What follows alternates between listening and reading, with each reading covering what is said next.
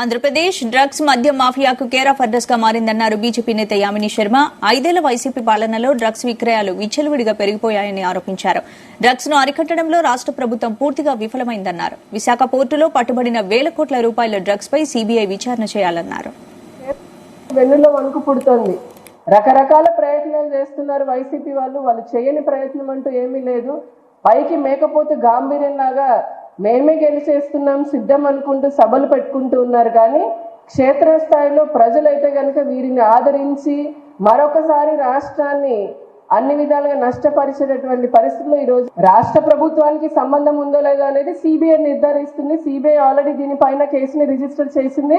వాళ్ళు దర్యాప్తు చేస్తారు.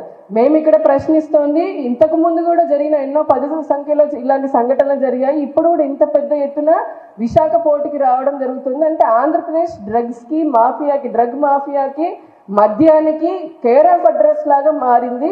ఎప్పటి నుంచో జరుగుతుంది. గడిచిన 5 సంవత్సరాల్లో మరింత ఎక్కువగా జరుగుతుంది. అదే చెప్తున్నాం కదా. దీనిపైన జరుగుతున్నప్పటికీ రాష్ట్రంలో కదలిక లేదు. రాష్ట్రం మరింత పటిష్టంగా చర్యలు తీసుకోవట్లేదు. దీనివల్ల రాష్ట్ర యువతకి, మహిళలకి ముఖ్యంగా ఇబ్బందులు కలుగుతున్నాయని చెప్తున్నాం. ఒకటి, తప్పు ఎక్కడ జరిగినా, ఎలా జరిగినా ప్రజల వైపు ఉండి నిలబడి మాట్లాడేది భారతీయ జనతా పార్టీ. అదే చెప్తున్నాను కదండి. ఎవరు ఏదనేది ఇప్పుడు సిబిఐ సంస్థ అనేది నిర్ధారిస్తుంది. నిర్ధారించిన తర్వాత దీనిపైనకు వస్తుంది. ఇప్పటి వరకు జరుగుతున్నటువంటి నిర్లక్ష్యం పైన మేము మాట్లాడుతున్నాము. ఇదే కనుక లోపలికి వచ్చిందంటే రాష్ట్ర పరిస్థితి ఇంకా ఏ విధంగా ఘోరంగా ఉండేదానిపైన మేము మాట్లాడుతున్నాము.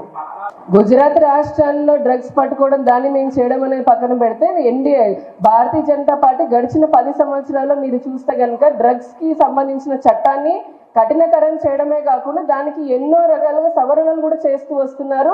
భారతీయ జనతా పార్టీ, మరీ ముఖ్యంగా నరేంద్ర మోదీ గారు ఈ విషయంలో అయితే కనుక చాలా కఠినమైనటువంటి నిర్ణయాలు తీసుకున్నారు. ఒక స్పష్టమైన సందేశాన్ని కూడా అందించారు. మేము గతంలో కూడా చెప్పాము, మీరు చెప్పినటువంటి గుజరాత్ కి సంబంధించి ఏదైతే ఉందో దానికి కూడా కేర్ ఆఫ్ అడ్రస్ ఎవరు అనేది